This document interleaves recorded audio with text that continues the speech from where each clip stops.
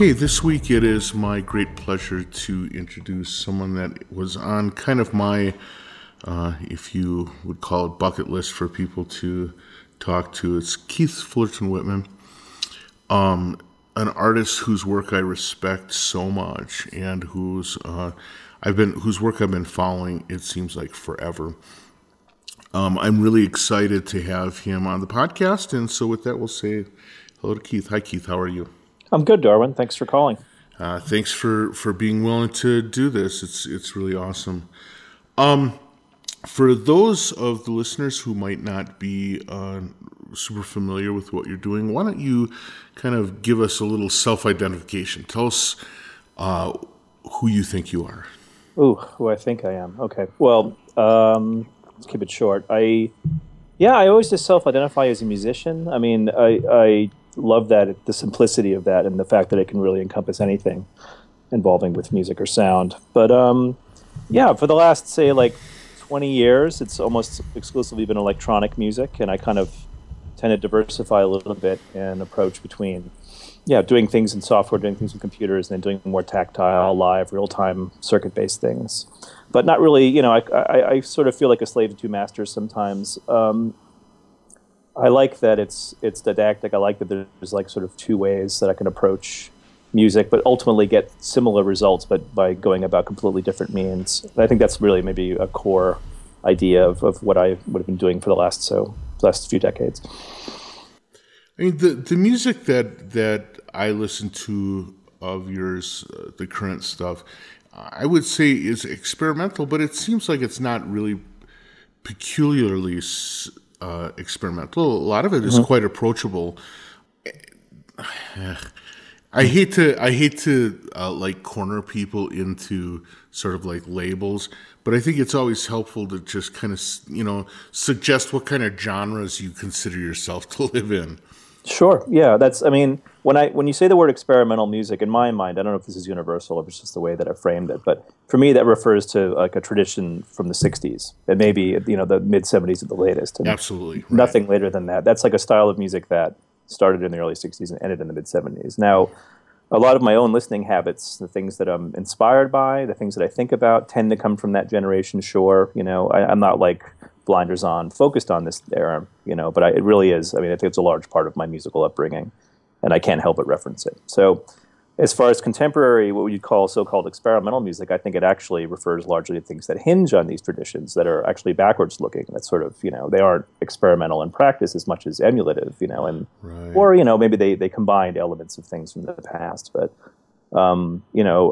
contemporary music, like as in, the 21st century or the late 20th century, that is purely experimental is, I think, few and far between. There's very little of it, Everything is always so evocative and, it directly correlates to something else, Sure. That's an interesting thought. Well, and it's funny to think in terms of experimental as actually being having kind of a time domain, but it's as soon as you said that certainly did register with me in that there was almost an immediate visual of like certain albums, and particularly album covers or certain performances that I've seen that are completely that. They're not only that kind of music, but it's that kind of look and really that kind of lock into that specific era. Sure, absolutely. Yeah. I mean, it's a byproduct of my upbringing that when I grew up, that the focus of the things, ideas that I was first sort of shown where it happened to be, like versions of these ideas that I'm interested in now all came from that era in time. So that's obviously there are precedents to everything, and there's people that tend to reinvent certain ideas in amazing ways. But just as far as the way my brain works, I'm almost, always thinking of this point in time, or these points in time. Sure. Well, let's talk about your background. It's one of the things I like to do on the podcast. I like to talk to people about how they got to be the artists or musicians that they are. And in your case, it'll be really kind of interesting because you do your practice, because you work with both hardware and software, is a really interesting mix and dynamic mix of stuff. I'm curious where you came from. What is the background that got you to be the musician that you are? Okay, well, let's see. The earliest point that's interesting would be, I grew up outside of New York City in a New Jersey suburb. Both my parents worked in the city, and a very sheltered, really great place to grow up. But my first exposure to music was actually almost exclusively, listening to records and going to garage sales and finding LPs and, going in the real classic, this would have been the late 70s, early 80s, that going that route of discovering music that way. I think I found a Trouser Press or a Rolling Stone, guide to music from the 70s book at a garage sale, and I went through ritually trying to listen to all the music that I could. And then when I first started getting the idea in my head to make music, I mean, I had absolutely no instrumental ability whatsoever. I'd taken a few guitar lessons, I'd played flute or clarinet in the school orchestras, but poorly, And I had, both of my parents are programmers, and I started fooling around with making sound on computers. And at the time, this would have been like a, Commodore 64, Atari 800, Atari ST, that kind of stuff, and just really rudimentary chip sound stuff that you could do with computers at the time. So really, like the first things that I did that I was happy with that were music were actually already computer music. This, and this is the early '80s, and I think I just I stuck with the idea of just making sound that way and organizing sound that way. And way before I really had the idea of being in a band or being social with music or playing in groups with different people, which I did later on. When I was in high school and college. But I always I think back to that idea of just sort of being alone and in this suburb in my own room with my computer and spending 8 hours to make 30 seconds of some combined sound, and how gratifying that was, and that level of detail, this non-real-time way of working, afforded you. And I think in a way what I'm doing now is so different from that. It's almost exclusively real-time, very decision-based. But I just something about the idea of that is I think one of the most powerful ideas in electronic music is the way that you can actually work in a completely atemporal way. You can expand and contract time as much as you want, and to make obviously whatever you're listening to is going to be a real time experience, but the amount of time that went into it can be more or less than it takes for you to make it in the first place. So yeah, that's a long rant, but well, no, it's not. It's actually pretty interesting, but I think it is interesting that the thing that kind of drew you into doing this kind of work was the solitary and the solitary nature of it. And now you are doing so much. You are so much known now for doing live performance. Yep. First of all, what was it about the solitary work that you liked? I mean, I know for myself there were two things that were kind of equally powerful. One of them was the ability to say, I control everything in my domain. So it was a little power mad, right?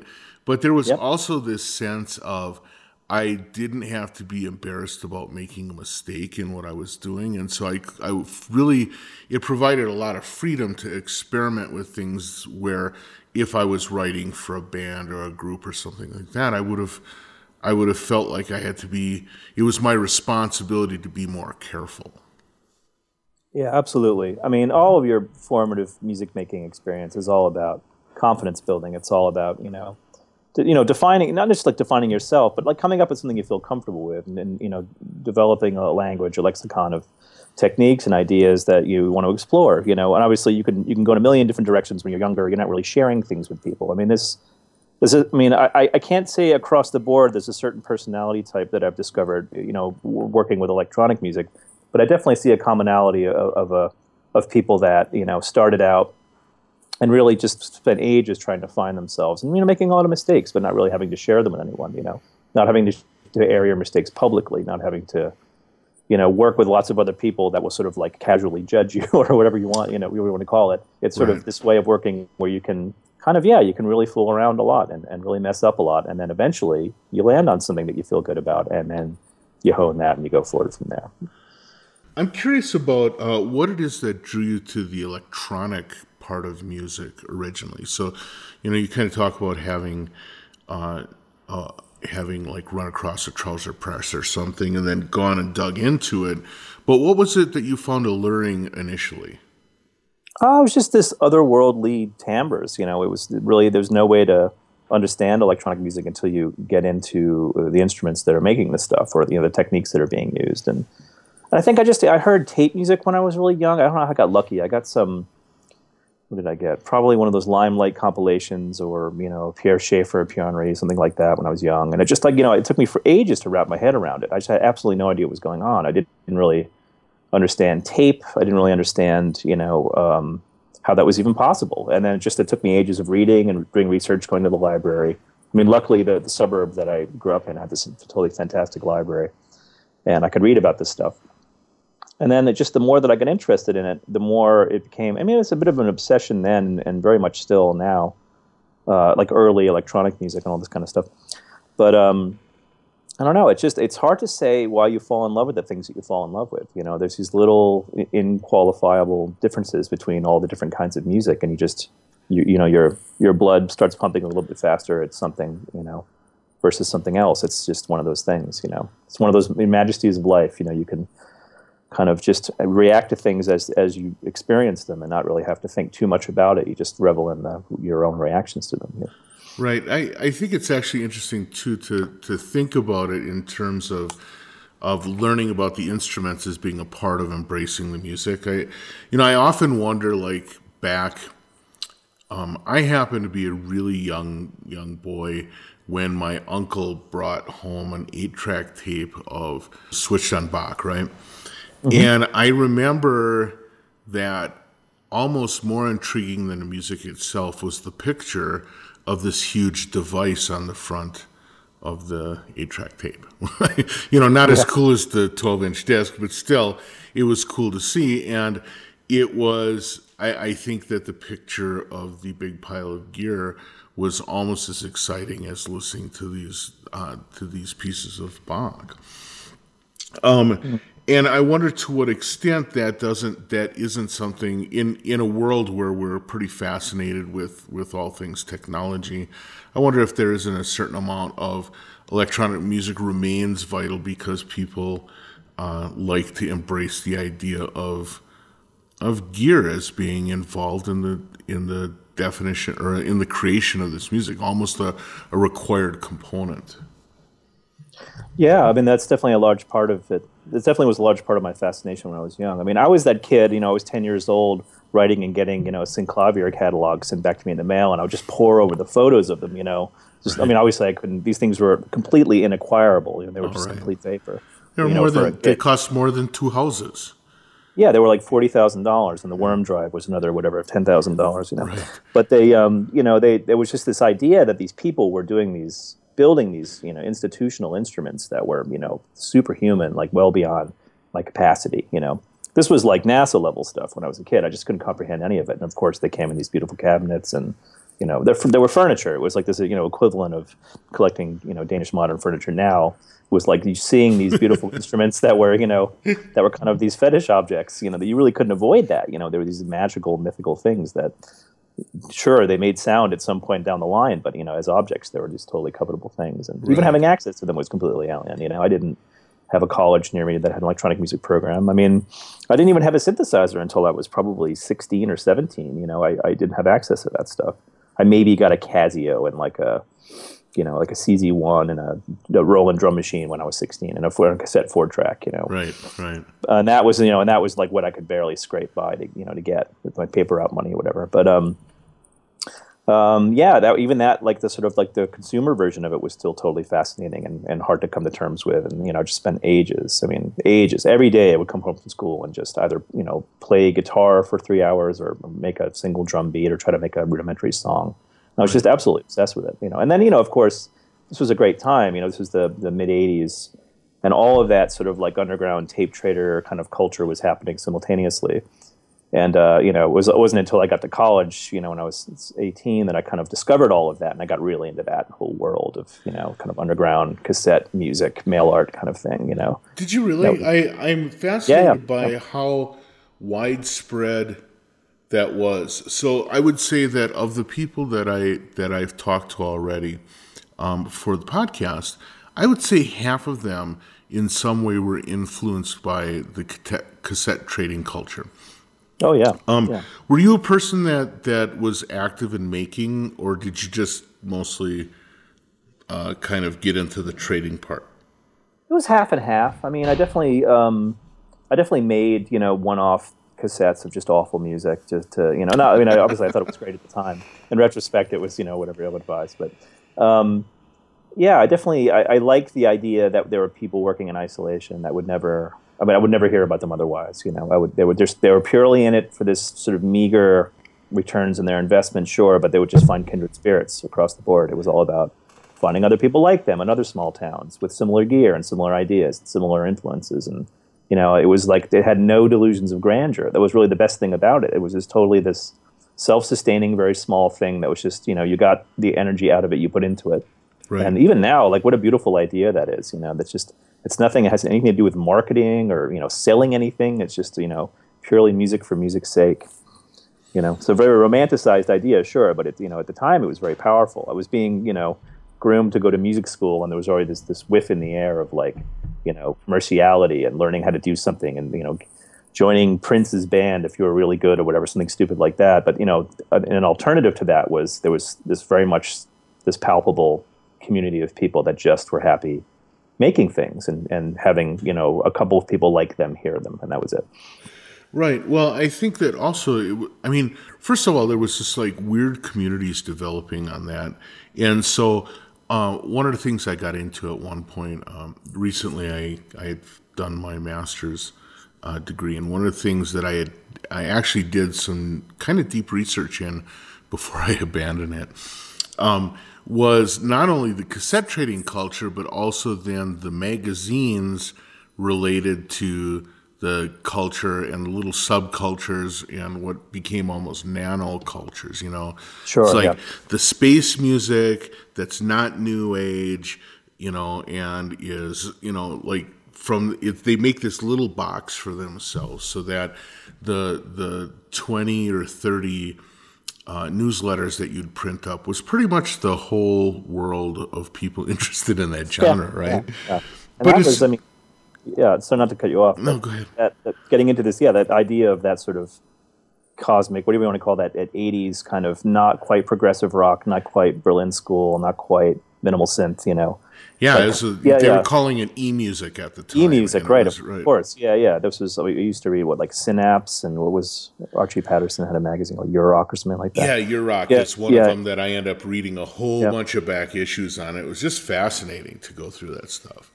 Yeah, and this is, I mean, it's amazing that we have a really rampant problem with like micro genre, classification right now with electronic music. But back then, I mean, even like people basically using exactly the same equipment with exactly the same influences, making pretty much identical music, could still kind of, compartmentalize it, And, this isn't coming out of this European tradition. This is a uniquely homespun American version of this thing, and then we'll call it something else.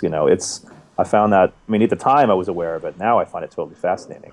Yeah. Well, the other thing is, I think at the time, everyone involved really wished that there was something like the internet where there was sort of like an anonymous way to very rapidly disperse your music to as many people as wanted it. And I think now that we kind of have that, everybody looks back and thinks, man, what a cute thing to be able to like package up a cassette in a box and personally send it to another person. It's almost like at that time everything had to be so personal that it was kind of a drag. But now, with the age of almost like frictionless distribution, the desire for a little gift to show up in the mailbox is actually kind of, I wonder if there isn't going to be a resurgence of something like that. Yeah, I mean, that is still a great feeling. I mean, I'm an avid, well into my 40s, I'm an avid record collector, and I get, a mailbox, a moment every day, where I get, what can I clearly see from 2 blocks away is an LP mailer as I approach my office, and I get that little surge of adrenaline, it's like, what is it going to be today, Right, and exactly. This is, it's always going to sound like a outmoded way of thinking about music, but I'm still so invested in like tangibility and things, and all the idea of laying something out and having it look good, and and all of that has such a huge importance to me. And even back then in the 80s, the idea that you'd make music, but sure, you still had to make something physical to send people in the mail. You still had to be an entity. You still had to be an address. You Well, still had and, to be, and you actually had to be able to find some way to get someone else's address too. exactly, right. And Yeah. going back to some of these old newsletters, one of the most fascinating parts of it was the people who would send their cassettes in to be reviewed solely so that their names would get printed and people would include them in their trading circle. Right. Yeah. And it's fascinating to look back at that and to see how people just had such a desire for developing community and developing that social network, even if the infrastructure wasn't necessarily easily put in place. Now, talking about sort of like the physical entities and the excitement that comes with it, fact of the matter is you are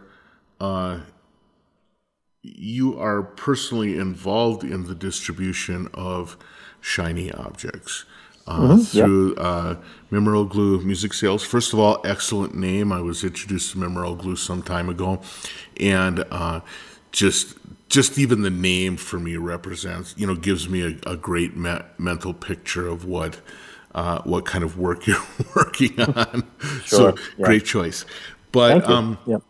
beyond that, first of all, is it a label? Is it a distribution company? Is it a little of both? What exactly are you doing? It started out as just like a shop, a web shop, just to see if I could do it. I actually had been working for a distributor called Forced Exposure here in Massachusetts for about 5 years. I was their sales manager. And, I really liked working there, and I loved all the people there, and I learned so much about that world. I mean, it was really like this 5-year crash course in sort of the independent arm of the music world, the music industry. Right. But, I had finished college, and I was sort of not like stranded in Boston, but, I was here, doing this day job, and I really just wanted to do more with music. And I was starting to take off every weekend and go to New York and play gigs and travel more, and it was like not the kind of job where you could really travel for long periods of time, and it was basically running the whole the store sales operation of it. So I quit in 2001 maybe. I quit, and then I started touring and doing all that stuff for a few years, and then that kind of was good. I had a really good run of like a couple of years of doing that full time, and then I came back home. I wanted to spend more time with my friends and family, and just started Mimaroglu to kind of keep a foot in that world of just keeping up with artists and friends that I've made, and at the time I was living in this really great co-op house with 4 other people. We had this huge, gigantic, 3-floor complex right on the border of Cambridge and Somerville. Okay. And it was like a hotel. Like anytime there was like a a band would come through town, they would stay at the house because we had spare rooms. Sure. So this magical thing happened where a band would come and they'd stay, and we cooked them breakfast, and they'd leave me 3 or 4 copies of their record. And then the little box with 3 or 4 copies of the record turned into this whole shelf full of records. Then it turned into a room full of records, and then after a while, I had to get rid of this stuff. So, I taught myself PHP and MySQL and built a little kind of kludgy website that barely worked, and then just sort of started doing it for fun. It's like it's an easy thing to justify if you love music. You to sit and kind of write about things and try to communicate why you're so interested in things. It happens really naturally. So I just did it then, and I sort of did it. I was on and off the back burner for a few years there, and then finally in 2007 or 2008. It was like the room of the house was completely to the point where it was like Tetris. You had to walk sideways, right. The boxes. And I moved into a 650 square foot office in this loft building, mill building. And, I kind of moved my studio there and had the business there, and I had this really big room with really high ceilings, and I put up a, multi-channel sound system in there and continued to work there. But it was really more about, having, this dedicated space where I could go and just like my temple, so to speak. I could go there and listen to music and work on things and do a little bit of writing and whatever I wanted. And, the way to justify it was I had to have some sort of commercial entity. So, I kept the shop going and really bumped it up and hired a guy to run it with me. Mm-hmm. And it sort of exploded around then, around 2007. It was very successful for a few years, 5-6 years. I was barely traveling and barely playing music, just really doing the business full time. What do you think caused the explosion in activity? I don't know. It was a period in time where there was a lot of things happening. A lot of sort of scenes had collided in a really kind of neat way. I mean, I'd long been obviously, my focus from my perspective was kind of like turning people on all this formative stuff. I really just wanted to know about obscure early electronic music and just being like, oh, you like this contemporary act and you really love this thing, this one record from 1973 that, guess what, someone just reissued it, and let's carry that and let's talk about why this is such a powerful idea.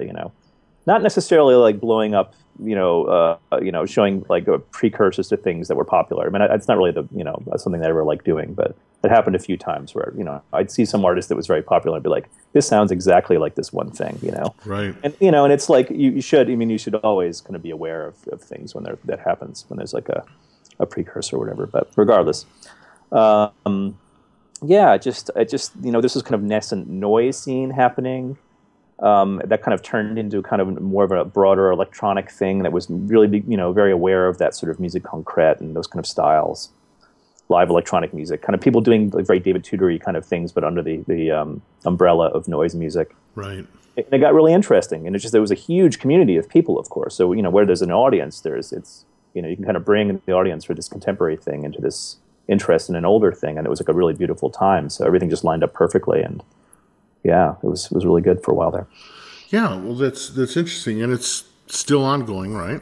Yeah, sure. I still do it. It's right around the corner from my my house here, and it's very small now, and I moved into like a 2-room office above sort of like a jazz club, and yeah, I do it. I mean, it's like all my own records are there, and the stock, obviously the shop is there, and it's all crammed in this room, and I go in there like 2-3 days a week and ship out orders and do updates every month and stuff like that. I've been for the last year or two. It's been my job has been traveling and playing music and doing all that stuff. Not so much putting out records, but actually just like performing, which I've been really, really enjoying. Yeah, we'll get to that in a second because you've got a hell of a history in performance. But before we get to that, I want to talk a little bit more about about your work with product, because in addition to Mimaroglu, doing a little digging. And basically getting tweaked from a friend of mine who made the suggestion, there's this thing out there called Creole Pone.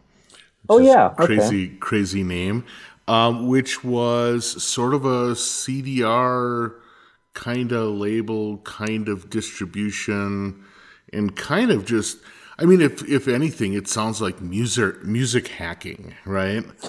That's a good way of looking at it. I like that. Cultural cultural music, cultural hacking. What can you explain a little bit about what it was and what your efforts were focused on there? Sure. Yeah. I mean, I think we're coming up upon the 10-year anniversary of that starting. Yeah, it was May of 2005. So yeah, it's been 10 years of that already.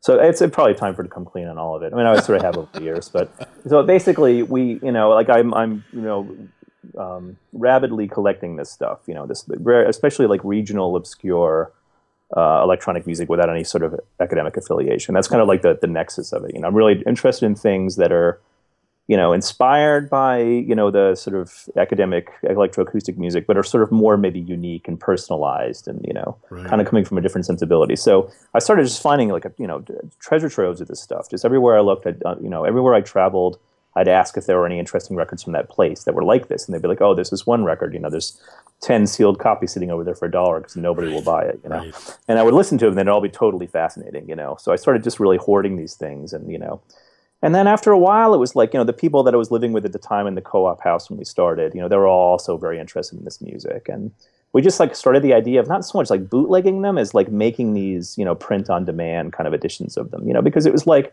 the records, once people learned about them, they would just immediately skyrocket in value or whatever. It was silly. Like literally records I was buying 10 copies for $1 would a year later be selling for $100, whatever, after people would started talking about it. And then something about that really irritated me. So I kind of wanted to have this Robin Hood type gesture where you could, not spend the $100 on the record. You could, if you really wanted to hear it and you wanted to really look at the packaging and hold it in your hands, we would make this replica. Well, really, like the model was like a replica, Oh, okay, all right. I can't make you an LP. I can't sit here and make you like a one copy of an LP. It's impossible. But what I can do is make you a 5/12 scale CD replica of this thing, with all the original aesthetics intact, nothing revisionist about it. Just here it is. Here are the the front and the back of the LP. This is what the labels look like. And here's just a thing. Maybe I'll put it in the computer. I'll just remove the pops and clicks a little bit and clean it up. But really nothing surgical, nothing, to make it sound contemporary.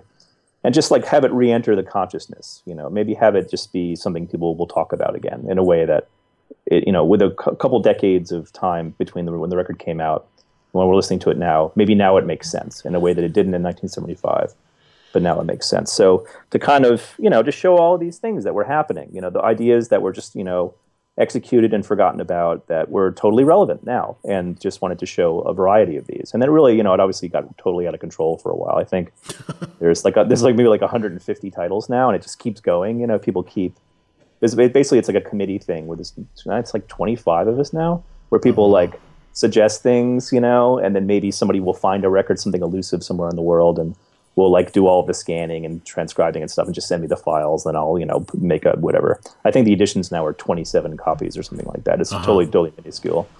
So, and then like half of those I give away anyway, so it's kind of like, everybody involved in the committee gets a copy of everything for free automatically. So It's like, it's basically, that's the gist of it. It's like this kind of fan club for this stuff. And then, obviously to offset the cost in my time of making these things, which takes ages, I will sell them on Mimaroglu, but it's like really, I have to stress over and over again, it's in no way a commercial venture. Right. Yeah. Well, I think that's fantastic because there have been a couple of times when I've been burned on both sides of that. Either, suggesting, I remember this album, only to see then, a discussion start, and 3 days later, the eBay version of that has gone from 25 cents to, $100. Yeah. And then conversely, catching wind of something only to find that because it's somehow, like you mentioned before, it was the precursor to something that's very current. All of a sudden, it's just unobtainable. And I think one of the things for anyone that is a musician of any sort, and particularly in electronics, there's something to be learned by every opportunity you have to cast to the past and understand what people are doing. And like you said, a lot of times it makes more sense in given current or contemporary sensibilities than it did at the time.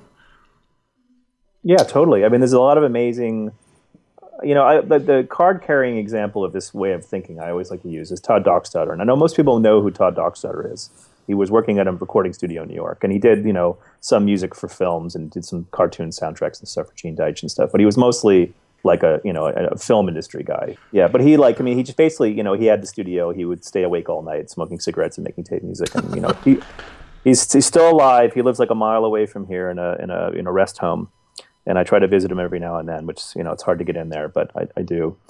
And but it's like he's someone who I think is like, his approach is so vastly different from any of the traditional European or Asian studio models. Like he had this way of making that music. It's, obviously he's heard the GRM stuff and the NHK stuff and whatever, the Italian RII stuff. And he's kind of made his own version of it in such a unique way that for me, it almost even surpasses all of that stuff. He's not part of a committee of composers all talking about ways to optimize production. He's just one man, like a one-man army in the studio, rewiring all the tape machines so they run backwards and stuff like that to make a particular sound, and doing it all himself. So it's like the most individualized version of that. Interesting. I feel like when you listen to, like say early VDR, pieces, Herbert Eimert and Robert Bayer and Werner Meyer-Eppel and all that stuff, there's so much commonality in the timbres across all these different composers' work. And yet, Dockstader was collaborating with absolutely nobody.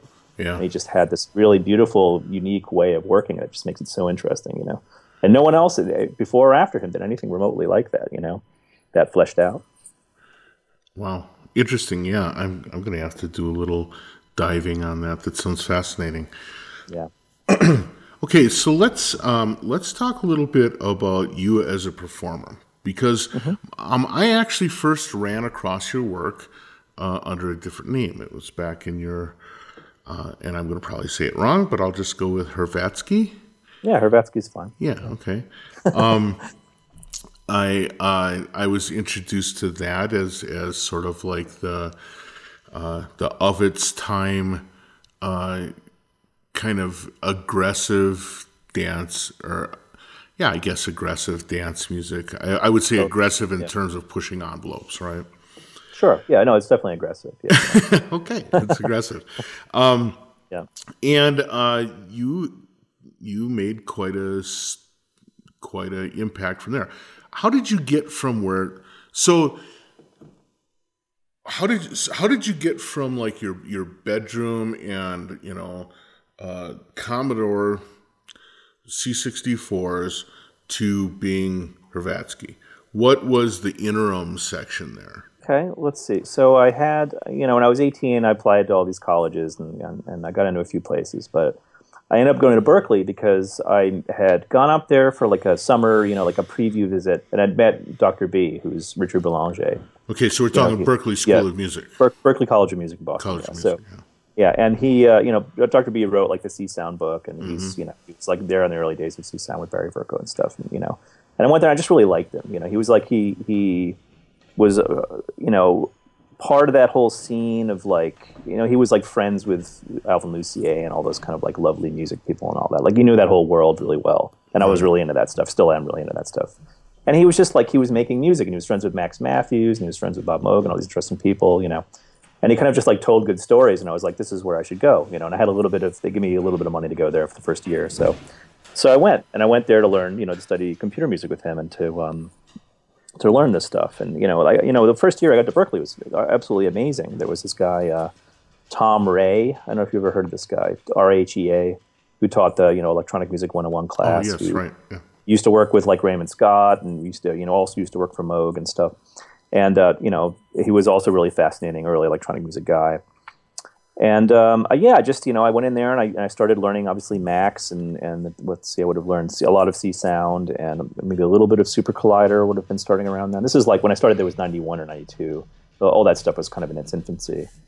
And you had the studio time where you'd sit at these computers that were loaded with software and hardware around it and just do whatever you wanted. So I would make these kind of, what I thought were academic leaning pieces. But then I started learning, sequencers and learning how to use, it would have been Studio Vision or Master Tracks or something like that, Right. And, this is right around, so 91, 92, I was still very much like, I really didn't like dance music and really was uninterested in it. Mm-hmm. 94, 95, maybe around then, like interesting things started to happen both in England and in the US. There was more of like a, jungle, hardcore kind of thing was happening. And I just like from a production standpoint, that stuff started to get really interesting. The programming got really interesting. Sound design got really interesting. Right. And then around like 95, 96, it really got super like people were making dance music that had absolutely nothing to do with any sort of social connotations. It was purely this like antisocial boffin bedroom studio. Like, let's see who can program the most complex thing or the most, unusable thing, And just really that made so much more sense. There was a great dance music store right next to the campus called Satellite, and I would go in there, and the guy would see me, and he would just pull out the 4 records that didn't make any sense to him every week and give them to me, and that would be whatever. It would be early Luke Vibert or, early Square Pusher before he was Square Pusher, right. And stuff like that. It was like, and then, I knew nothing about that world at all. I maybe heard an Aphex Twin record, and that was it, but I just I liked it, and it was fascinating. And listening to that stuff, and like a dance music store with a really loud sound system, and it's impressive. So I was like, I'm going to try to do this. I'm going to try to program these cut up drums and stuff, and but obviously knew nothing about that culture, knew nothing about the idea of drum breaks, and barely know how to program a synthesizer or anything. So I just was making these really kind of cruddy sounding tracks, live to DAT tape in the studio out of Studio Vision, using a Kurzweil sampler. And just sort of, like sampling, Tristan Zara and sampling Kurt Schwitters and stuff like that, because I didn't know. I was just like, I'm going to make I'll make this dance music track that samples all this, whatever, early 20th century sound poetry. It'll be funny. We'll see what happens. Yeah, right. It was a lark. It was like a thing, to try to do it. And then, just sort of like, I don't know, I did enough of it, and I got lucky in that I sort of, I would go to see any kind of show that made sense of that world. I think I saw like that guy, Third Eye Foundation, yes, Matt Elliott. Yeah. And I literally gave him a DAT. I gave him a 120-minute DAT. And then 6 months later or 3 months later, whatever, I get an email from him that he's copied the DAT and he's given it to a few people, And then it went on from there, and I made all these connections in England, like the guy that ran Low Records or Leaf for one of those labels, got in touch, and I did Track 4 compilations. And then I think somehow I met the Mouse on Mars guys. Yeah, I played my first show in Germany in 98, and the Mouse on Mars guys were there in Cologne, and I met them, and then we became really quick friends, and then slowly that whole thing it was all very social. It was, it was very unusual for someone in the U.S. to be interested in that stuff. There was almost nobody in the U.S. doing that stuff then. Right.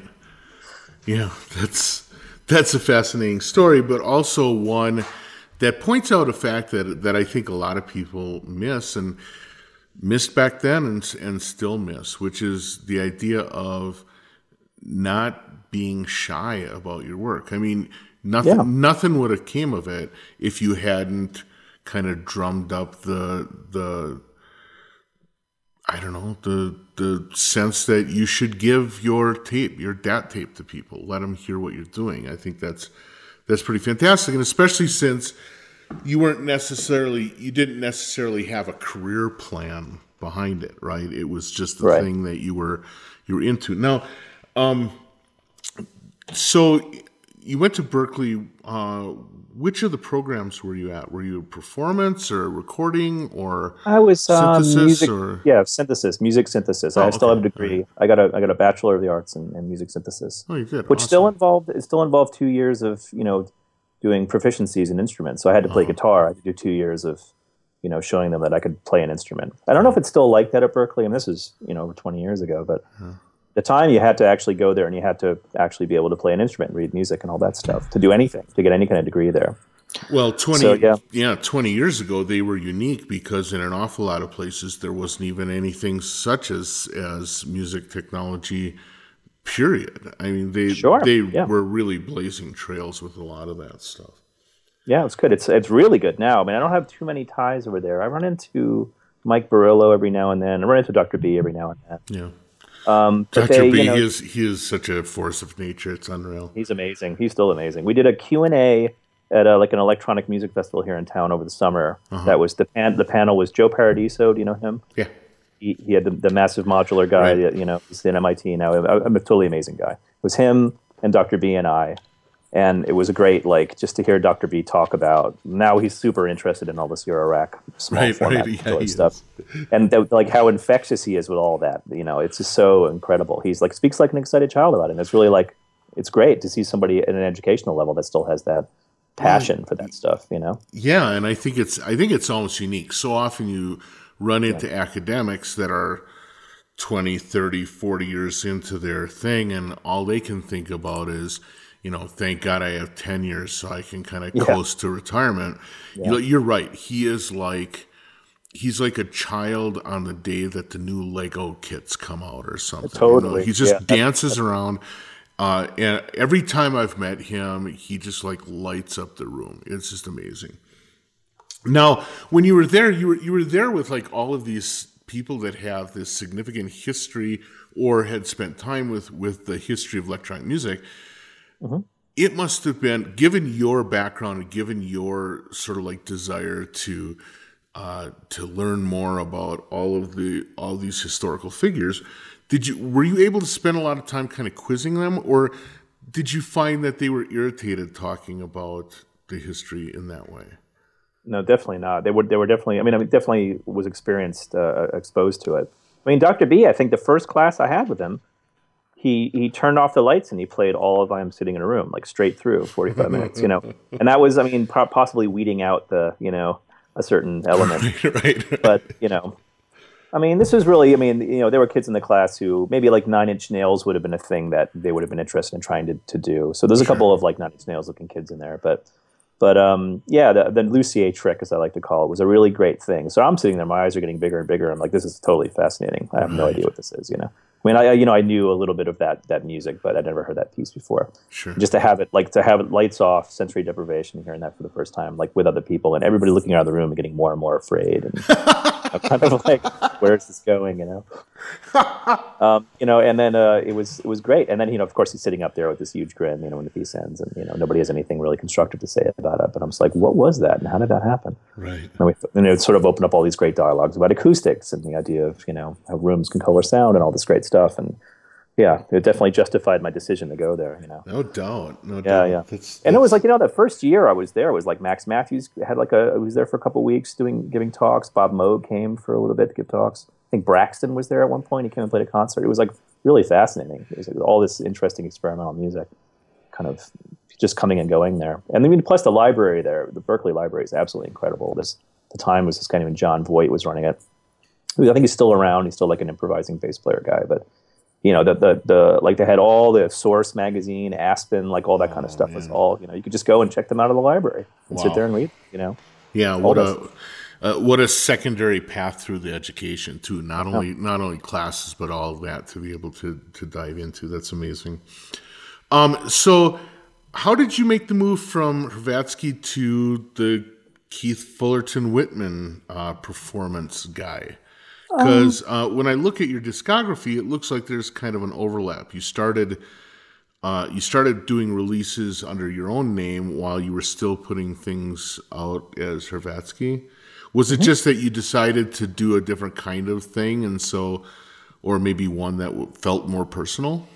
Yeah, I mean, it's weird to say now, but I was, I've never really been all that invested in dance music, and it was like, when you do something that's really obviously a commentary on a thing, it's not that thing. It's like, Hvratski was hinging so heavily on the lexicon of dance music and, the need of those kind of sound systems, and that kind of performance dynamic. But like, in no way was it functional dance music. It was really this thing, subverting that energy, and it was very gratifying to me to do that for as long as I did. But it really, when it died in a really majestic way. I think the last 10 shows that I did, I just recorded the set from the back of the room. This is also hearkening to this Lucier story, I would record the set from the back of like whatever place I was playing, and then the next night I would just play the recording of the set of the room and record it at the back of the room. So by the time I got to the end of this trip in like 2005 or something, it was like, the last show was like in this cave in Austria, and it was just this like, masked room tone that had absolutely no semblance of the music, and people were like, "What are you doing?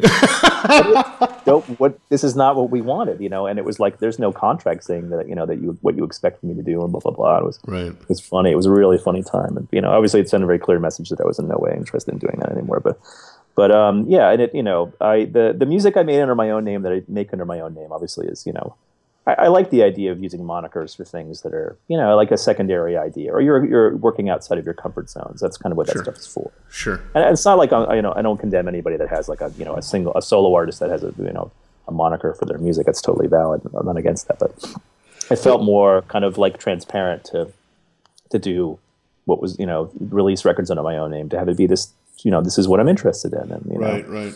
Well, it's kind of interesting that the Hvratski stuff started off being kind of a commentary on that kind of music. Yeah. And ends up being, I mean, I remember seeing you discussed in like Mix Mag and some of these other, particularly the British magazines really seem to be like totally, hey, this guy's doing some crazy stuff, right? Yeah. It's funny how that happened. It was really, it happened very naturally. Yeah. I think it was because, I self-released like a 12-inch when I started working at Forced Exposure. I had access to all this knowledge about how to make records and stuff. So right away I made a 12-inch, and then like a year later I made a CD. And, just like working for a distributor that does a lot of import-export, that CD and the LP got out there. They really got out there. And I think it just like, they landed in the right hands. And, that was the time was like pretty much the only way to get anybody to recognize your music was to physically put it on something and then get it out into the world. So, yeah, I started getting a lot of shows in England. I don't know why. There was a very strong tie between Forced Exposure and some distributors in England, and that just copies were going back and forth for a while. And then, I started getting gigs in England. I met, I'm trying to remember. I did a bunch of like remixes for people, and they got a bit of attention. I did a remix for this guy. What was his name? Kid 606. Do you remember him? He was like a San Francisco guy. Right. I think he's still putting out records. He was really, really good back then. He was really great, irreverent, kind of like really coming out of like harsh noise kind of thing, but making that same kind of irreverent dance music. And I did a remix for him, and it really got out there. And then I got like within a couple of weeks of each other, I got emails from like the guy that runs Planet Mu, Mike Paradinas, the music. And Aphex Twin sent me an email, and he was like, they were both like, do you want to do something for Reflex? Do you want to do something for Planet Mu? Sure. I think at the time that kind of music was really, it was like there was, like I said, there weren't a lot of people doing it at a certain level of, complexity. And I think they kind of, those guys saw that at least I was trying to do something, pushing it forward a little bit more. Well, I also think, I think that there was a sense too that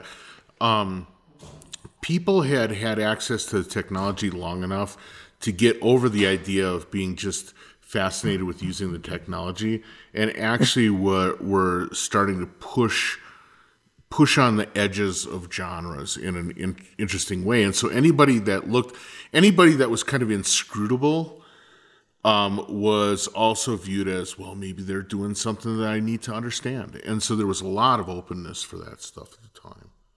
Yeah. I mean, this is like, Reflex put out a Robert Normandou CD, and like probably not that long after that, it was like Quebecois, electroacoustic composer. And they were putting out Hecker records and stuff like that. Right, so obviously right. They were interested in, I wouldn't call that necessarily academic, but they were interested in that kind of more formal electronic music, Sure. But yeah, it was interesting how, I'm trying to think that on the same day in 2002, I put out the second and last Hvratski record and the first Cranky record under my own name. Literally the same day. They came out on exactly the same day. And, the Hvratski record completely tanked. In 2002, it was like already way too late to do that stuff. Uh-huh. And then the Cranky thing was just at the beginning of this curve of people kind of working with that, this computer kind of standalone synthesis kind of systems that people used for a long time in the 2000s, that kind of like textural guitar music, but having it be more of like an orchestra, right. Real-time capturing and processing and looping, That was right around the time like Finesse was starting to do that stuff as well. Right. He was, probably like 2001, 2002. And it kind of became a thing for a little while, like rock, guitar players and people that like rock music were getting into this sort of, live electronic music, guitar-based stuff. But and so much a guitar and a laptop as the performing combo, Yeah. You saw a lot of that from like 2001 to 2005. It was definitely, and it creeped into the sort of indie rock consciousness in a way that was really fascinating, And then like into the metal world as well. Later on, there was kind of this metal, kind of loud guitar, heavy metal kind of thing as well. That was all computer based, and it was neat. It was kind of a really interesting time. So at that time, were you? What was your? At that point, your quote job was already touring and performing. Mm-hmm. What did your performance rig look like at the time? Were you strictly laptop, or were you carrying instruments? I think at first, just because to make the travel back and forth to Europe really easy, I had a Brent Haven backpack, and it just had maybe a MacBook and like the PowerBook they called them back then, and then like a Motu interface, one of those like traveler guitars, and a foot pedal, like a volume pedal. Okay. And a MIDI controller. I used one of those Evolution MIDI controllers for that back then to control Macs. Right. And that was it. It all fit in a backpack, and I would wedge a change of socks and underwear in there, right. And that would be my weekend. Pretty much. That would be I would go over and go to England, play one show, maybe play a pickup gig, and then come back. Mm-hmm. And I did that probably once or twice a month for 5 years. Wow. So and that was my job, and I did a little bit of traveling domestically. Greg Davis and I did a few tours in the U.S. that were pretty long, that were very similar. Also, just computer, maybe some microphones, small instruments, but nothing that couldn't fit in the trunk of a car. Yeah, I've actually met a couple of people who have talked about seeing you and Greg working together as having been really influential. Mm-hmm. What kind of places were you playing here in the States when you were doing gigs, or for that matter in Europe? Were you doing club gigs, or were you doing? I'm trying to cast back. That was kind of a dead time for me in terms of being out in the world, and so I don't even know what the environment was like in say 2005 or 2006. What was the performance like? Were you doing club shows, or were you like invited to a university, corner room to play? What was it like? Yeah, it was a bit of everything. I think Greg and I did like a 2-month tour, and we didn't rule anything out. We just tried to play somewhere every day for 2 months. And this was okay. Like we went, he was living in Boston at the time. We went south, to Florida. We went west all across the Southwest. We got to the West Coast. We went up all the way to Canada. And we went back through the Midwest, back up through Canada, and came back again. 2 months, literally, like trying to play every day for 2 months. And it was, a lot of that was coffee houses. A lot of it was just college. Yeah, sure, it was a lot of college gigs. Some music departments, some student body, and some talks, things like that. Nothing too heavy. It was just very casual at the time. And yeah, Europe almost exclusively dance clubs, but then and now there's a dynamic where every dance club with a great sound system will have at least one day a week of some kind of programming that's not dance music. They'll do a talk, or they'll do some sound art or something. Like Berghain is great for this. Even still, they, one day a week they'll do something completely not dance music. Using their amazing sound system, they'll let you in there and they'll let you play something more interesting. And the festivals, obviously in Europe, I had to be flown back and forth, so it had to be obviously it was usually part of a greater thing. So it was there were a lot of film festivals that had music components, or dance festivals that had music components. Oh, I hadn't thought about the film music thing, but that makes sense. Certainly the dance music things. So I would say that now the people that know your work will know you mostly for doing live performance featuring a modular synth. Right. Yeah. In the last, say, 8 years, I haven't done too much computer performance. I did a playthroughs thing at the 20th anniversary of Cranky, and that felt good to do it. That was probably the last time that I've played with a computer. That was already a year ago. But everything, for almost the greater part of the last decade, has been using a Eurorack system to play. Yeah. So in your mind, is the computer thing and the Eurorack thing two different things, or is it kind of one as an extension of the other for you, or how are they either separated or combined in your mind? I mean, the workflow and then the ideologies are almost identical. They overlap heavily, really heavily. That's really a lot of commonality, a lot of similar ways of working. Especially, I mean, all the computer stuff I'm doing is all Macs anyway, so there's still this object-based thing. They're still connecting a thing to a thing to a thing, Sure. Now, what changes in doing it in hardware is maybe a bit more. It's more limited, of course. I mean, I'll be the first to say that using a hardware modular system, no matter what the size is still going to be more limited than using a computer. The computer is kind of relatively limitless as far as how you can transform and synthesize sound.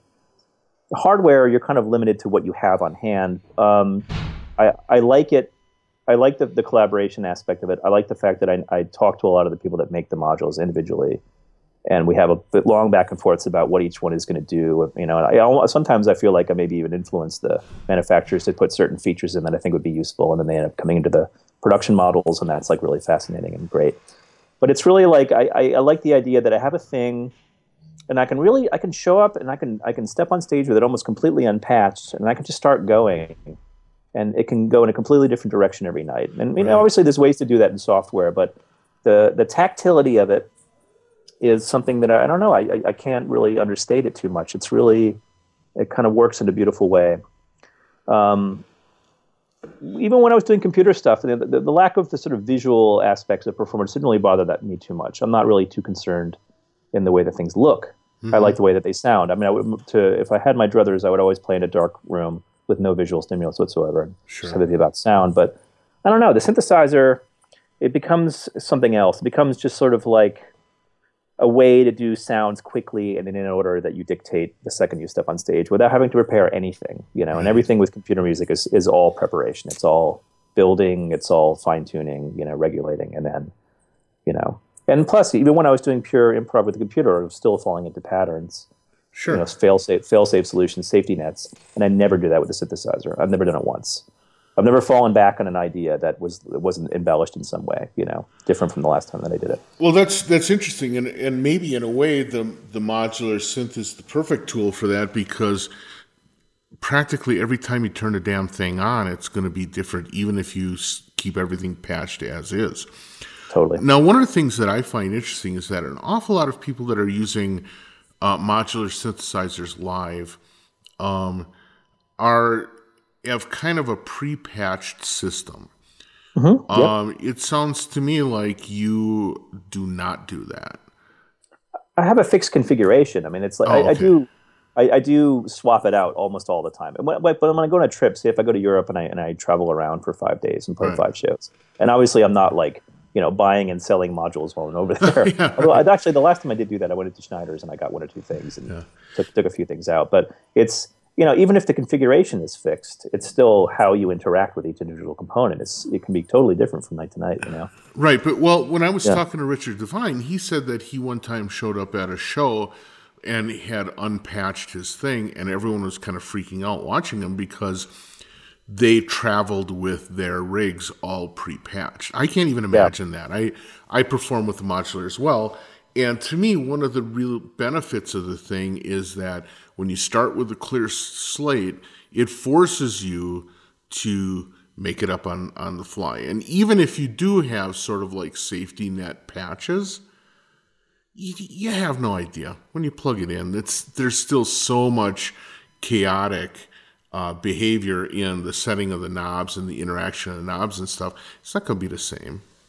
Yeah, absolutely. I'm constantly baffled by it. I mean, I'll start with something, it'll be humming along, and I'm like, okay, great. I get what's going on here. This is good. This is very close to what I intended, Mm-hmm. And then, you'll brush against something. You'll unplug something by accident. You'll wipe your hand across a few knobs, and everything will change. I had this great moment. I was playing a show last month, early December, and I had traveled. It was in Brazil, and I got down there. I was fine, but I got really sick like a few days into the trip, okay. And I had to play two gigs like back to back with the flu or whatever, some kind of bad, virus, whatever. And I just got into this real like fugue state on stage. It was really amazing. I kind of just started going, and it was doing something calculable. I could have understood it. And then it started putting out these kind of like really loud heavy metal riffs, and I still to this day, I have no idea what was going on. I absolutely no idea. It just started doing something, and it sounded fantastic, And I was like, are they pumping out like, is this music from the board or something like that? Right. Is he trying to tell me to turn down, or what is this? So I wasn't confident enough to completely mute what I was doing on the synthesizer, and I could see the levels on the mixer and the synthesizer. Right. It clearly showed that the sound was coming from inside the instrument. Right. And I just stood there completely baffled, completely dumbfounded, staring at it, being like, I'm looking at the patches, and I'm like, I don't know what's doing this. And I know that it's not this, so I'll turn that down. And I know it's not this, and I'll turn it. And I turned down everything except for one module that was some kind of like a digital oscillator, wavetable oscillator thing. And all it was is the oscillator with like a sample and hold, very like a slow sample and hold, like pitch input going into it, some animation on the wave shapes, and it was just going to a reverb pedal. And that's all it was. It was just somehow it was getting a signal from like maybe from the powered bus board, was sending a signal to some aspect of the module in the back, and it was doing this beautiful, almost like pentatonic guitar riff, like gated guitar riff, That's unreal. Well, like, that's awesome. Yeah. Do you record your gigs? Always, yeah. I try to. The last two records I put out were in quote live records, but that's a distinction. It's like with this stuff, whether I'm recording it at home and it's the same instrument as I'm playing on stage, it's kind of academic. Whether it's a live record or a studio record, or whatever you want to call it. I mean, I'm recording with a little, a Sony handheld recorder at home. Right. I do the same thing when I'm traveling, so it's kind of like it can be a studio record if I'm not in the studio. Yeah, it's all of a piece, right? Sure. Yeah. So are you going to do a Grateful Dead style Ultra Archive? Do a Dick's Picks, series of all the, No, I did a few like. Obviously I still do things. I still make tapes and CDs and stuff. I played in Italy when was that, in October, and it was a really good show. I felt really good about it, and I made some field recordings and kind of wove this kind of tapestry of all the different elements I recorded when I was in this really small town in Italy called Vittoria. And just something about that trip I really liked. It kind of like I had a lot of psychic resonance with the place, and I came back and I was really inspired by the experience of being there. So I like made a thing. I sat down for a weekend and I just made a collage of all these things, like elements from the set, elements from the sound check, talking to people, ambiences. And so I still make things of these kind of like live shows. And I kind of feel like that's the majority of my experience with music these days, with making music, is just when I get to travel and play for people. Right. I'm not so disciplined to sit here at home and like make a studio record, even though I probably should be doing that. I should have been doing that for the last 2 or 3 years, but it's, I spent a lot of energy last year just playing concerts between the solo things and the gigs with Mark Fell. I think I played 50 or 60 concerts last year, which is a lot, Wow. Yeah. It's a lot when you're carrying a 30-pound synthesizer, Right. with all the gear and all the cables, halfway around the world to do the show. So just from a practicality standpoint, how do you travel with a modular synth? I mean, what do you have like special casing for it and stuff, or do you try and jam it in the overhead, or how does that? I jam it in the overhead. I have one of those Enclave 12U cases, and it fits beautifully. I've never had a problem with it. I've flown with it now maybe 30 times, and I've never had a problem with it. Oh, interesting. It fits beautifully. It can only be on the jumbo liners. They can't do like a puddle jumper. Oh, okay. Right, yeah. Puddle jumper, it'll fit in the seat, in front of me, underneath the seat in front of me. Okay. I've had to strap it into a spare seat a few times, put the seatbelt on it, around the handle, but it fits. Yeah, it fits just the like an inch on either dimension below the like maximum size that you can for a carry on. So Wow, interesting. So yeah. on the Enclave 12, because I have one of the tip top fold up things, Oh yeah, sure. Yeah, those are which I great. like, but it barely fits. And the problem with it is it doesn't really get covered. So if somehow I did run into a situation where it would have to be checked in, I'd be totally freaked out because literally all the modules are kind of open to the wind. So Oh yeah, you can't check that thing. There's no way, no, and I can't no. check. I wouldn't check this thing either. You always You can have always buy options. a seat, right? If worst You can case buy a is not. seat. Which, the worst case scenario, you can buy a seat. But actually, easier than that is, they have allowances for bringing musical instruments in the plane anyway. Every airline has one. Back when I was just playing guitar and I had to fly, you can always just bring a guitar in an airplane. Now, a guitar won't fit in an overhead compartment, Right. but they have these luggage lockers in the front of the airplane that the stewards and stewardesses use to Oh, put their okay. coats and things, and they'll always let you put a guitar in there. So it hasn't come to that since I've been doing the synthesizer stuff. Uh-huh. But there's always another option of getting it on the plane without having to gate check it, which is my nightmare. Like they Yeah, do with that's right. That's what I'm yeah, talking about. That to me is a nightmare scenario yeah. where they're Gate check like, is what they do to "Excuse like me, sir." yeah, yeah, totally, yeah, like a stroller or something like that big that they'll put it under the plane and they'll give it back to you when you land, but it's still like it's out of your control. So I don't trust Right. it. Yeah, I don't either.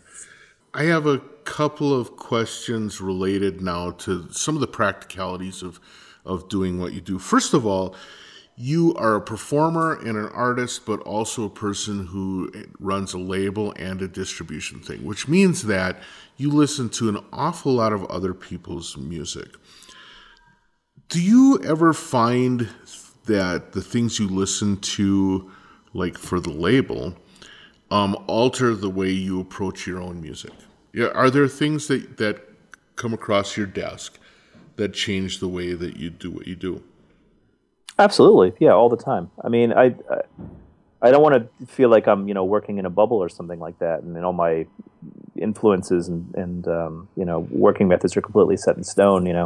I'm constantly being influenced by things. I had a huge I went through this really big Walter Marchetti phase this year. This composer Walter Marchetti, Italian, No. kind of yeah, it's totally fascinating, kind of bordering on Fluxus sort of thing, but Oh, okay. this really deep musical thinker. It's absolutely incredible. He has this very peculiar, unique way of working with sound, but with ideas. Really, it's really fascinating. So I got so immersed with him, and I couldn't like a few things that I did, I found myself sort of subconsciously making Marchetti-like decisions, almost like self-sabotage in a way. And it's something about him I really like. So, yeah, it happens to me all the time. I mean, most of what I'm listening to for the shop is archival stuff. That's always one of my focuses. I Okay. like contemporary things that are kind of hinging on classic, ideas. Like we talked about this earlier, but contemporary music, a lot of times, the other contemporary music will only affect me when I hear like a really bad idea. And then I'm like, Sure.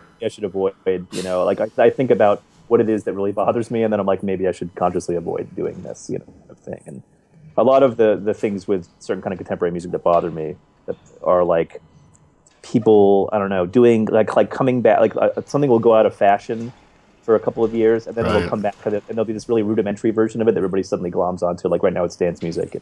All these people that were making noise music now they make dance music, but it's like this really rudimentary version of it. It's like Right. groove box level stuff. Yeah. And for some, it's really popular. It's just people love this like introductory, like revisionist version of dance music. It's really strange to me. It doesn't make a lick of sense. So I think No, it about doesn't. how things kind of, I don't know, things cycle around a lot, and I think about how people kind of glom onto ideas because they get dollar signs in their eyes, and they think the thing is the next thing, and they want to cash in on it, and I'm like hyper aware of that stuff. When people send me things that are like trendy, it kind of really bothers me sometimes. But, Sure. Well, it's interesting though. I really find it refreshing that you're so willing to talk about your influences and the people that you really sort of obsess about. Because recently I read an interview with someone who I actually know very well, or I knew him when he was going through his formative years, And he just immersed himself in all these things and, spent a lot of time really learning the techniques of these people. And then now he treats it as if he made all this stuff out of full cloth, right? Yeah, totally. I've seen that a lot too. Yeah, people just having clear precedence with their work. Oh, yeah. They feel like they're inventing the wheel again, and they talk about it. I had this idea of doing this thing. You're like, well, that's just that thing, Right, exactly. It's already got a name, man. Yeah. Well, so I appreciate you being open to that, because I think it's really important for people to understand not only to have influences, but kind of to do what you are constantly doing, which is constantly pushing yourself into finding new influences, and then diving deeply into them to really understand where they're coming from. Because I think one of the things I notice when you talk about some of these influential people is you not only talk about the music that they made, but also the processes that they used to do what they did, which means that you're going beyond just a casual listen and you're actually really diving into the history of their work. Yeah. I find that really interesting. The thing that I love to read is composer bios, like any sort of biography of any composer, 20th century, or any point in time. I'm really fascinated with people's lives, especially people that make interesting sort of left-of-center decisions and how they kind of, whatever parts of their personality led to that, Right. Yeah. It's really, so, I mean, it's not just the musical ideas and the compositions themselves, but everything that kind of filters into why you make a musical decision and, your background, Sure. So at this point, now that we're going to talk a little bit practicality for the people listening, since you run a distribution and a label thing. For people that are looking to be distributed and or labeled, what are your suggestions? Well, labels. I mean, you must get this all the time. Of course, yeah. No, and it's good to talk about it. Let's see. Let's talk about what's positive before we talk about what's problematic. What's positive is any time that you have confidence in something that you've done, and then you listen to music and you're aware of what's out there, and you have confidence in something that you've done. And if you want to make something, I mean, this is like I can speculate about digital things and Bandcamp and that kind of stuff, but that's not really my wheelhouse. But right. What I'm concerned with is the people that they're coming from more of a visual arts background and they want to make something. They want to make a multiple, or they want to make an edition or something like that. Mm-hmm. That stuff I really like from Mimaroglu.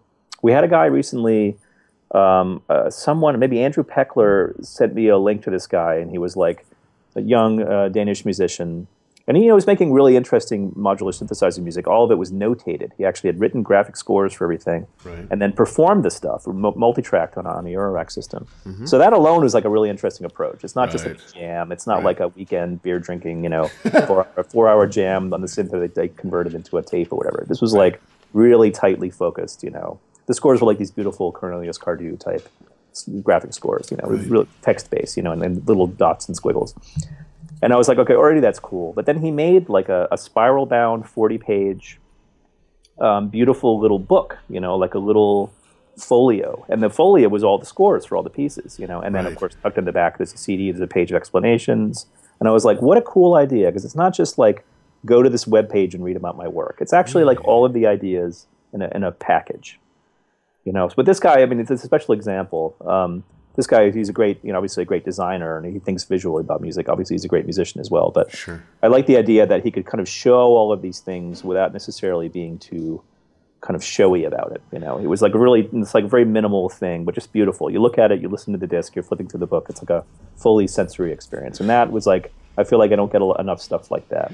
Yeah, well, it's actually interesting you said you used the word experience, because as you were talking about it, I was like, wow, this guy found a way to turn a musical release into an experience. I think that isn't done nearly often enough, just in general. And maybe that's that goes back to what we were talking about with the cassette trading stuff. How there was sort of like, there was, like you mentioned, there was this excitement that would happen when something would show up in the mailbox. You'd unwrap it. You would have this thing to look at while you were listening. There was a real experience. It doesn't happen especially well when you just click on a SoundCloud thing. Yeah. And it's plus, I mean, the SoundCloud is, when you're looking at SoundCloud, you're on your computer. You're doing email. Right. You're reading Facebook. You're doing 5 things at once every time. Yeah. I mean, I can't sit at a computer and just close my eyes and listen to music. I can't do it. Yeah. I hear you. I hear you. Yeah. If nothing else, you can see the flash of the screen through your eyelids, and that just doesn't work. But I think also what's interesting is with the resurgence of vinyl. I mean, I'm starting now to talk to people, not people who have always been into vinyl, but people that are returning to vinyl, and so often the way they talk about it is that when they listen to vinyl, it's an experience. So it's the experience of taking the thing out of the sleeve, of putting it on, dropping the needle, hearing the clicks, and the clicks are sort of new every time. All of this kind of stuff represents an escape from the online and looking at the screen and all of this other stuff. It forces them into the position of accepting the experience. Absolutely. You have to meet it on its own terms, Yeah. And you can't go too far in 20 minutes. You know what I mean? You put a record That's right. You got to come and lift the needle after 20 minutes. So you got to be in the room with the thing, That's asking more from the listening experience than any internet thing ever will, It's like you hit play on SoundCloud, you could be in the next state by the time the thing ends. It's not like it's going to stop and click and click and click and destroy the file at the end if you leave it playing. It's like going to go on to something else automatically. So what a different sort of way of looking at music listening. It's like you start an actual physical reaction. Right. You push the button and a motor starts up, Yes, yeah. And then you put a physical amplifier on a physical piece of thing, and it makes sound. How cool is that, Indeed. Yeah. There's no replacement. Yeah, Keith, I want to thank you so much for the time. Boy, we blew through that hour and then some. It was fascinating talking to you, and I really appreciate the openness to which you came at everything. It was really fantastic. Yeah, no problem. Great chatting. Yeah, so have a great day, and I'll talk to you again soon. Okay, sounds good. Bye.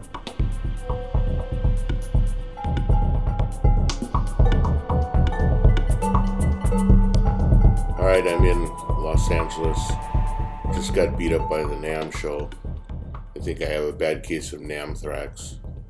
I'm not sure that I'm going to be able to be all that excited to talk to people for the next couple of days, but in the meantime, I'm excited to talk to you. I hope that you enjoyed hearing from Keith Fullerton Whitman. I think he's a phenomenon. I think his work is incredible. If you haven't heard it, you can dip a toe in through all the digital means. I get some of it through Spotify, but check out Mimaroglu music. It's got a lot of cool stuff, and it's worth checking out. You'll find Keith stuff as well as a ton of other interesting music. Other than that, I want to thank all the people I got to meet at NAMM. I got to see Paul Schreiber and Mark Vail. Hung out a little bit with Keith McMillan. That was cool. Got a chance to hang out with a bunch of my coworkers as well. I know there's somebody I'm missing. Oh yeah, the people at Syntopia. Actually went out to breakfast with them. Had a great time. I want to thank all those people for spending the time. I want to thank you for listening, and have a great week. I'll talk to you next time.